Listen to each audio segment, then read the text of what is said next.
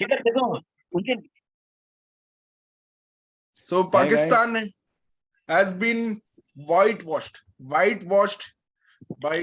the Goras, by the English team. They have been whitewashed. The paint has been on Karachi, on Rawalpindi, and on Multan.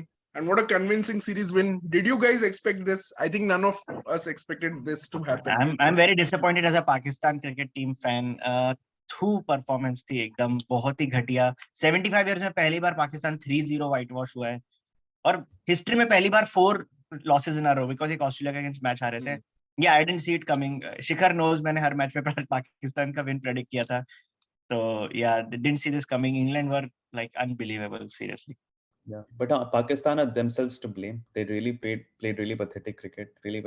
I'm not sure how Pratik was still predicting Pakistan will win, looking at how bad they are playing Test cricket. Kunal, the So Pakistan Englishman, really deserved it. is so happy. Kunal, the English fan, but Yeah. but Pakistan. English killing it. And they did it without Johnny Bairstow. They did it without Johnny Bairstow. Yeah. They did it और without. first time without Anderson and Broad in a test match। जो last test था उसकी खास बात ये थी कि 2007 से अभी तक ऐसा कोई टेस्ट नहीं जो इंग्लैंड ने उन दोनों के सर्विस के बिना जीता हो। So मतलब कुछ भी कंडीशंस दे दो या कुछ भी टीम दे दो, England will just beat Pakistan.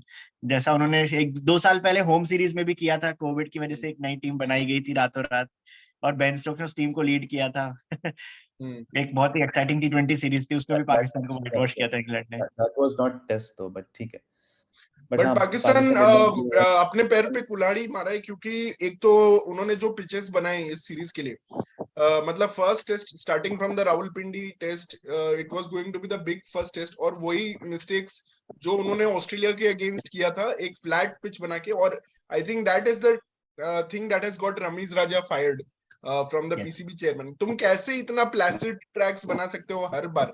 मतलब हर बार तुम कैसे, मतलब do you have no trust in your bowlers, do you have no trust at all कि तुम ऐसे पिचेस बना रहे हो? और क्या घटिया बॉलिंग अटैक का सिलेक्शन था, मोहम्मद अली और जायद। मतलब मैंने इनका, मतलब ठीक है होगा डोमेस्टिक में, बट आई डोंट नो कि क्यों, जब तुम्हारे पास हसन अली है, जब तुम्हारे पास मोहम्मद वसीम भी था, वो भी अच्छा ही किया, तो एटलीस्ट बेटर, तो तुम क्यों मोहम्मद अली जैसे मीडियम पेसर के साथ? Pakistan is known for pace, and और वो मोहम्मद अली को देख नहीं था तो वो विकेट ले पाएगा कभी। सेकंड टेस्ट मैच में फास्ट बॉलर्स पर Mohammad Ali and Faheem Ashraf, 126 and 130 average speeds वाले।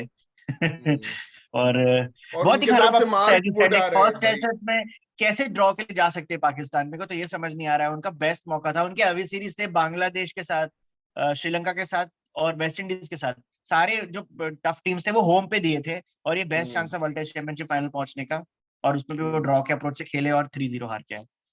अनबिलीवेबल, बहुत ही खराब बैटिंग। सिर्फ बाबर अपने रन्स के बारे में केयर करता है, ऐसा कुछ लोग बोल रहे हैं। This test series shows that Babar is right up there, I think Harry Brook के बाद, but look at the result 3-0।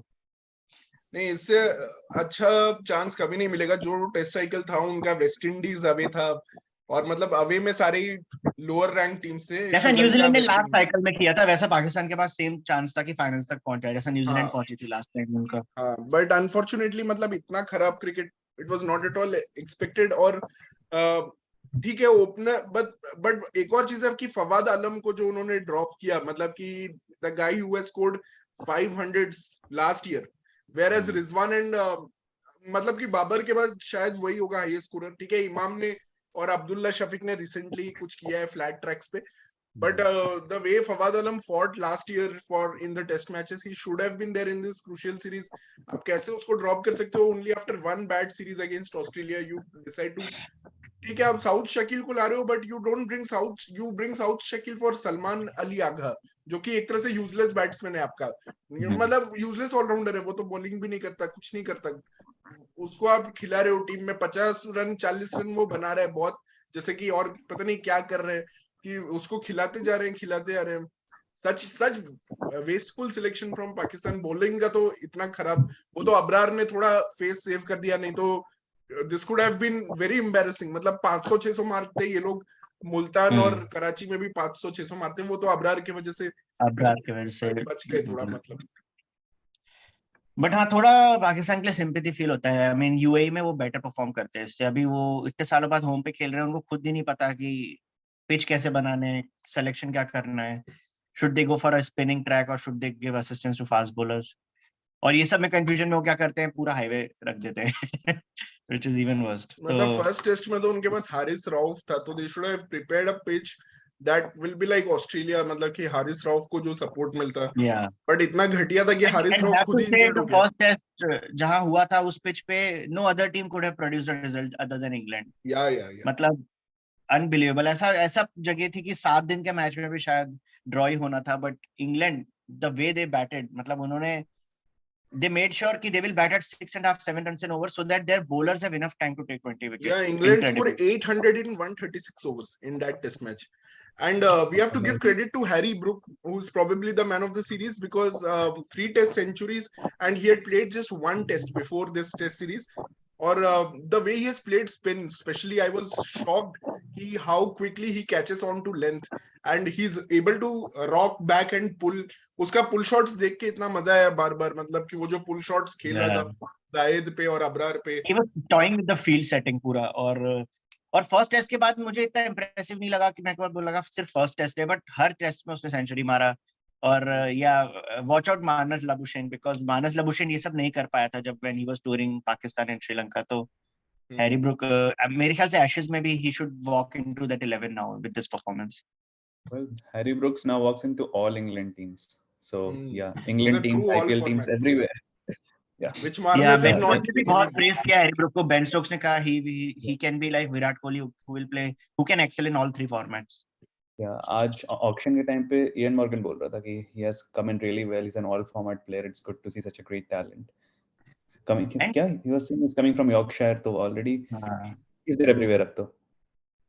और बेन डिकेट ने भी अपना टेस्ट करियर रिवाइव कर लिया है सीरीज के साथ। इंग्लैंड के साथ बहुत टाइम से ओपनिंग प्रॉब्लम चल रहा था, तो हो सकता है बेन डिकेट भी हमको एशेज में दिखे। That's also interesting. अभी रॉरी बर्न्स का दुकान तो बंद हो गया आई थिंक।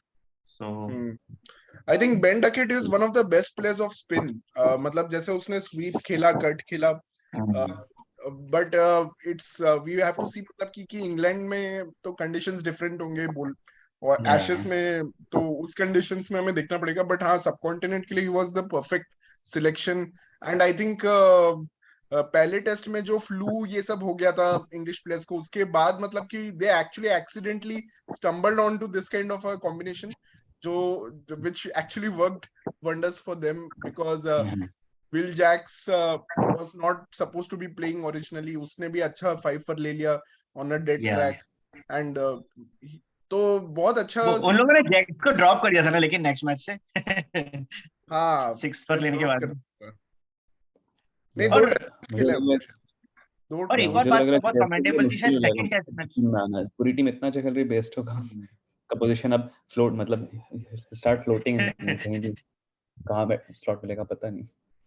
ओह या एक्चुअली मैं सोचा ही नहीं कि बेयरस्टो अब कहां फिट करेगा, because the whole team is performing so well. Maybe Root की जगह इंग्लैंड बोलेगा Root you are too slow for test cricket बोलेगा रूट की जगह आ जाओ। England has did such great work भाई, मतलब from Eoin Morgan to, and surprisingly Root का कोई भी 100 नहीं था इस सीरीज में, कुछ भी ऐसा रिमार्केबल परफॉर्मेंस नहीं था, जो कि कॉर्नरस्टोन रहा है इंग्लैंड के लास्ट 2 इयर्स में। Joe Root he was totally not present in this series in terms of performances. Yeah, it was a very rare off series for Joey Root, but ठीक है, I think एक series तो चलता है, he'll come back. और एक जो match था जहां पाकिस्तान का बेस्ट मौका था, सेकंड टेस्ट मैच जो सिर्फ 26 रन से आ रहे, उसमें I have to give heads off to England pace bowlers. वहां पे लीच को विकेट्स नहीं मिल रहे थे उस मैच में, बट जिस तरह से टॉप ऑर्डर को डिस्ट्रॉय किया था, मतलब तुमको याद होगा ऐसा बॉल लीव करते हुए भी एक डिसमिसल हुआ था। ऑली रॉबिन्सन, जेम्स एंडरसन ने बहुत बार ऑफ स्टंप को पूरा पैक कर दिया था, लाइक देवर। और जेम्स एंडरसन मैन, लाइक हम लोगों ने प्रेडिक्ट किया था कि यू नो सब कॉन्टिनेंट में स्ट्रगल करेगा इस एज में, बट उसका एवरेज कुछ ऐसा 18 या 20 कुछ चल रहा है लाइक सब कॉन्टिनेंट में लास्ट 3 इयर्स से। तो amazing, like magic. Most surprising thing was Ben Stokes, how he used his fast bowlers. क्योंकि अगर थर्ड टेस्ट को तुम इग्नोर कर दो तो पहले 2 टेस्ट मैच में मतलब 60% of the wickets fast bowlers ने लिए ऑन अ सब कॉन्टिनेंट पिच। तो वहां पे मैं तो मेंशन करना चाहूंगा कि पाकिस्तान एक्चुअली दोनों टेस्ट्स में विनिंग पोजीशन पे थी, क्योंकि पहले टेस्ट में भी जब वो चेज कर रहे थे तो they were I think 86 runs away with 5 wickets in hand. जब साउथ शकील का विकेट गिरा तो वहां भी उनका डेफिनेटली चांस था, but very poor cricket from the tailender, मतलब इमीडिएटली वो लोग सब कोलैप्स कर गए। और exactly the same thing happened in second test where 65 was needed with 5 wickets in hand. और वहां पे भी फिर जब साउथ शकील आउट हुआ और सलमान अली आगा खेल रहा था, मुझे याद है मतलब कि he just gave up क्योंकि वो जनरली ऐसा एशियन टीम के साथ इंग्लैंड में होता है जहां पे एक्चुअली बहुत डिफिकल्ट बैटिंग कंडीशन होते हैं, बट खुद के कंट्री में इस तरह से चेज ना कर पाना, वो भी दोनों मैचेस में, that must have been heart breaking for them. और मतलब सलमान अली का फार्म कर रहा था स्ट्राइक, फिर उसने सडनली सोचा मैंने बहुत फार्म कर लिया, 3-4 ओवर मैंने लगातार मैं ही स्ट्राइक रख रहा हूँ, ठीक है मैं चौका मार देता हूँ। मतलब सडनली वाज लाइक कि 27 रन रह गए थे जीतने के लिए और उसने बोला कि अब मैं चौका मार देता हूँ। तो मतलब उसके बाद नेक्स्ट ओवर ऑब्वियसली वो स्ट्राइक पे आ गया जो मोहम्मद अली आई थिंक या जो भी था, तो he had no chance to survive against Mark Wood. तो और एक और इंटरेस्टिंग बात थी कि बाबर के 4 50 प्लस स्कोर्स थे और वो हर टाइम आए एक्सेप्ट फर्स्ट और सेकंड टेस्ट के सेकंड इनिंग्स में जब जरूरत थी एक्चुअली। तो कितने सेल्फिश रन बनाता है यार बाबर आजम। और मेरे को लगता है ड्रेसिंग रूम का माहौल भी ठीक नहीं है। अजहर अली 96 टेस्ट के बाद रिटायर कर रहा है, 4 टेस्ट और खेल लेता भाई।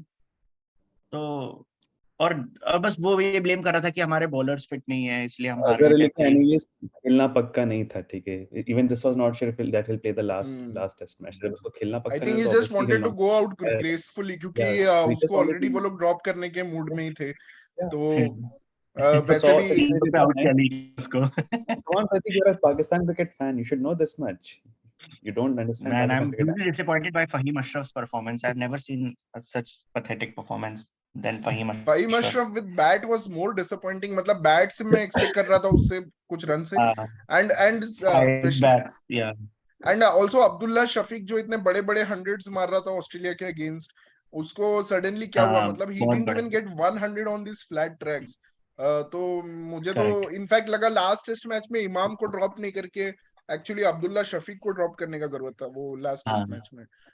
बट रिजवान सबसे बड़ा डिसअपॉइंटमेंट तो Rizwan is definitely he is the king of all disappointments, because वो तो बस शॉक्ड हो जा रहा है। उसको ब्यूटी इज पता नहीं, उसका फुटवर्क कितना अजीब है कि सारे डिलीवरीज उसी के लिए ब्यूटीज है, चाहे वो एंडरसन का बॉल हो चाहे वो ब्यूटी जैक दिखते लीच हैं, का वो बॉल। ऐसा अजीब तरह से पैर नहीं उसका फुटवर्क कुछ तो गलत है क्योंकि वो ना बैकफुट पे एक्चुअली खेलता रहता है बहुत ज्यादा, और इसके वजह से वो हमेशा जैक लीच के अगेंस्ट ऐसे तो कोई भी बोल्ड नहीं हुआ, मतलब जैसे वो बोल्ड हुआ पूरा ऑफ स्टंप मतलब उड़ गया मतलब। तो I think Rizwan is the biggest disappointment. और क्या अगर वो कैच भी ड्रॉप कर रहा है और ये सब भी कर रहा है तो फिर क्या फायदा है उसको खिलाने का। Sarfaraz Ahmed needs to come back to Pak Test team. Maybe they need a change I in think he will in captain the also. New Zealand series. New Zealand series में आ सकता है। Maybe Babar needs to step down from captaincy क्योंकि इतना easy test cycle में भी अगर आप qualify नहीं कर रहे हो WTC में, तो अगर इंडिया ऐसा करती तो we would have killed the Indian team literally. तो I think Pakistan deserves all the criticism that is coming on their way. ठीक है तुम लकीली पहुंच गए वर्ल्ड T20 फाइनल और तुम बोलोगे कि लास्ट ईयर हमने इंडिया को भी हरा दिया एक चेज फ्रेंडली ग्राउंड में, ये सब achievements are achievements just to console yourself कि we are not a very poor जितना टीम। खराब यार इंडिया का रहा है उतना खराब पाकिस्तान का भी रहा है मेरे हिसाब से, बिकॉज तुम श्रीलंका से पिट गए एशिया कप फाइनल में, फिर तुम इंग्लैंड से पिट गए फाइनल में जाके, तो फैंस के लिए तो बहुत ही डिसअपॉइंटिंग रहा होगा। और उसके बाद टेस्ट सीरीज जिस तरह से ऑस्ट्रेलिया और इंग्लैंड ने हराया है, तो इंडिया जैसा ही ईयर रहा है पाकिस्तान का भी। श्रीलंका में they lost a test match, that is the most, मतलब कि अगर तुम इतने अच्छे टेस्ट साइड हो, प्रभात जयसूर्या जैसा डेब्यूटेंट अगर रन थ्रू कर जा रहा है साइड, तो श्रीलंका और वेस्ट इंडीज दोनों में इनका 1-1 था, वहां पे दोनों में सीरीज विन नहीं मिला इनको एक जगह भी। तो चलो देखते हैं how they play against New Zealand. New Zealand का भी फुल स्ट्रेंथ साइड है अभी आ रहा है जो, एक्सेप्ट मेरे को एक बात पता नहीं थी कि अगस्त 2022 में ट्रेंट बोल्ट ने अपने आप को सेंट्रल कॉन्ट्रैक्ट से विड्रॉ कर दिया था। ये बात मुझे पता नहीं थी। उसने बोला कि I want to spend more time with my family, तो वो ट्रैवल नहीं कर रहा है, वो सिर्फ स्पेशल ओकेजन्स पे खेलेगा, जैसे वर्ल्ड कप फाइनल में वर्ल्ड कप के लिए खेला था T20 वर्ल्ड कप में। तो ट्रेंट बोल्ट के अलावा फुल स्क्वाड है and Southee is the captain. और बैटिंग में सब है, वो उनका ग्राइंडर है जो क्या नाम है उसका यार, वो जो Nicholls, Henry Nicholls, Tom Latham, like batting heavy है, कॉनवे, विलियमसन, लाइक बैटिंग तो बहुत हैवी है, मतलब पाकिस्तान की बैटिंग तो कहीं नहीं लग रही इनके सामने। और स्पिन स्पिन ऑप्शंस में सोढी है और तुम्हारा अजाज पटेल है, तो न्यूजीलैंड का टीम भी बहुत अच्छा है। नहीं, इंटरेस्टिंग सीरीज होगा। आई थिंक ये series one of the most exciting होता है अगर पाकिस्तान ये इंग्लैंड वाला सीरीज जीत के आ रही होती और वर्ल्ड टेस्ट चैंपियनशिप के कॉन्टेक्स्ट में ये सबसे इंपॉर्टेंट सीरीज हो सकता था। लेकिन ऑब्वियसली अब इस सीरीज का कॉन्टेक्स्ट उतना हेवी नहीं रहेगा in terms of world test championship. Still I think now it's a chance for Pakistan to come back and make some changes. और उसी तरह न्यूजीलैंड के पास एक गोल्डन चांस है, मैं तो बोलूंगा कि to win a series in subcontinent which they have not done for a long time. तो मुझे लगता है कि That's actually और वो लोग भी थोड़ा बेन स्टोक्स के से इंस्पिरेशन लेंगे कि अगर उनके पेसर्स जाके विकेट्स ले सकते हैं तो हमारे नील वैगनर भी डे 5 में स्ट्रगल करके जैसे वो लेता है नॉर्मली विकेट्स, तो नील वैगनर भी वैसे ले सकता है विकेट्स। तो will be interesting to see Tim Southee and Neil Wagner. Tim Southee ने इंडिया में अच्छा बॉलिंग किया था, आई रिमेम्बर, मतलब कि जब इंडिया वो 1-0 आई थिंक सीरीज जीती थी जिसमें एक आई थिंक रहाणे कैप्टन था, तो उसमें आई थिंक टिम साउदी ने काफी अच्छा बॉलिंग किया था। तो देखते हैं। Daryl Mitchell is in great form और Matt Henry is one bowler I am always excited to see. मतलब कि मैं जब भी वो बॉलिंग करने आता है in any conditions I love to see him. तो अभी पाकिस्तान बैट्समैन थोड़ा प्रेशर में, तो it will be fun to see what happens. But hats off to England. Before we wrap up this video, hats off to England for Pakistan की team ने भी थोड़े changes announce किए हैं। हसन अली ने कमबैक किया है, नसीम शाह फिट हो गया है अभी, और एक कोई गुलाम करके नया बैट्समैन आया है। अरे कामरान गुलाम, he is a very good batsman. Actually, he's one of the best performers in he's one of the best performers of Pakistan domestic competition जो होता है क्वाद-ए-आजम ट्रॉफी, एंड तो अजहर अली का रिप्लेसमेंट है। काफी अच्छा प्लेयर है कामरान गुलाम, मतलब वो काफी रन्स बनाते हैं। थोड़ा अफगानी ड्रॉप कर दिया सीरीज से, फहीम अशरफ को, और या रिजवान को ड्रॉप नहीं किया शायद अभी तक। बट हसन अली तो पहले भी था स्क्वाड में, आई डोंट नो उसको खिलाया नहीं, मे बी फुल्ली फिट नहीं था, क्योंकि इंग्लैंड के स्क्वाड में भी हसन अली था, तो not sure what happened there. So guys, what do you say? Series result prediction करना होगा तो what will you say? I'll still say New Zealand will win by Pakistan से नहीं हो पाएगा। 2 ही मैच है by the way, तो उसमें they'll probably win 1-0, एक तो ड्रॉ कर लेंगे, हो जाएगा, क्योंकि New Zealand will not play that aggressively. It will probably 1-0 New Zealand. So do you really have hopes with Pakistan now, Pratik? Yeah, 1-1. But you still feel I'm also going for New Zealand series win 1-0. I feel New Zealand. मैं 1-1 से इसलिए बोल रहा हूँ कि मुझे लगता है अबरार न्यूजीलैंड के लिए भी चैलेंज रहेगा, सिर्फ उसके वजह से। और अभी they are also playing Norman again, तो Norman और अबरार, Norman is good. तो दोनों मिला के it's a good attack. हाँ, लेकिन तो दोनों मिला के it's a good attack. Just not playing properly. दिक्कत वो है, players तो हैं but they are just not playing properly. दिक्कत वो है, नहीं तो पाकिस्तान को चांस दे देता मैं। Anyways, I guess. Chalo guys, I think time's up. So thank you so much for joining, and the sad days for Pakistan cricket. Wonderful opportunity lost to make WTC finals, but great England. We are loving it. Keep on playing. Keep on bowling. Thanks guys. Yeah, England is the best side to watch.